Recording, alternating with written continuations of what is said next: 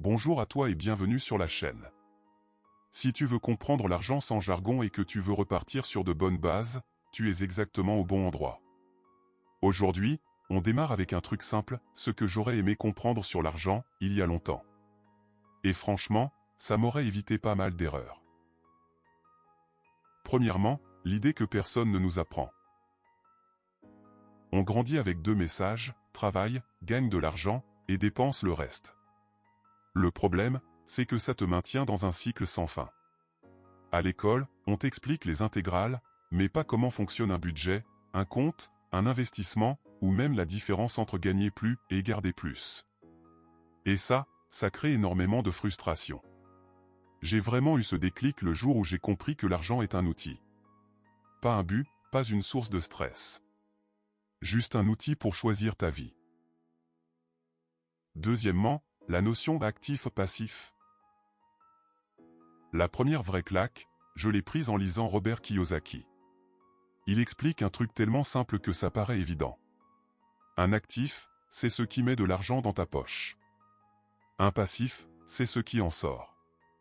Et quand tu regardes ta vie avec cette idée en tête, tu réalises vite que la plupart de nos dépenses, c'est du passif pur. Une télé toute neuve. Passif. Un resto que tu prends 3 fois par semaine? Passif. Un petit investissement qui rapporte un peu chaque mois? Actif. Cette simple distinction, elle change tout. À partir du moment où tu cherches à accumuler des actifs plutôt que des passifs, tu commences vraiment à avancer. Troisièmement, la patience, le vrai moteur de la liberté. La deuxième leçon, elle vient de Warren Buffett. Buffett, ce n'est pas une formule magique. C'est juste quelqu'un qui a compris un truc fondamental, le temps travaille pour toi, si tu l'utilises bien. Il dit souvent: la bourse est un transfert d'argent des impatients vers les patients. Même un petit montant, placé régulièrement, peut changer ta vie sur 10, 15 ou 20 ans.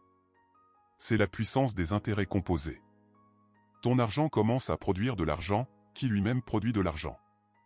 Et ça, c'est presque de la magie quand tu le vois fonctionner. Quatrièmement, gérer son argent n'est pas censé être compliqué. On croit souvent que gérer son argent, c'est des tableaux Excel, des graphiques, des mots compliqués. En réalité, non. Tu peux déjà avancer juste avec 3 gestes simples. 1. Savoir combien tu dépenses réellement. 2. Garder une petite réserve chaque mois. 3. Réinvestir un montant que tu peux oublier. C'est tout. Et ça marche 1000 fois mieux que n'importe quel plan miracle. Cinquièmement, le message que je veux que tu retiennes. Tu n'as pas besoin d'être expert. Tu n'as pas besoin d'être riche. Tu n'as pas besoin de tout connaître avant de commencer. Tu as juste besoin d'avancer un pas après l'autre. Et c'est exactement ce qu'on va faire ensemble sur cette chaîne. Si tu veux apprendre les bases simplement, abonne-toi et active la cloche, comme ça tu ne rateras rien. Dans la prochaine vidéo, on va aller plus loin, je t'explique concrètement comment distinguer un actif d'un passif dans ta vie, avec des exemples ultra simples. À très vite.